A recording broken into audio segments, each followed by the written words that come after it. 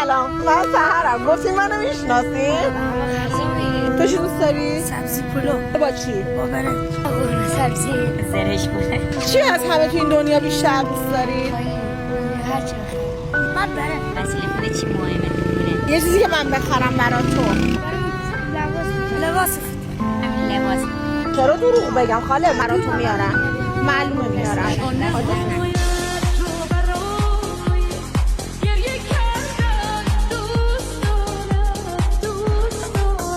زرش پلو با مرغ خودتون از زمان آماده شد. همه خواسته هاشون انجام شد. بیشتر از هر چیزی نگران خانواده هاشون بودن که براشون یه چیزی بخرید.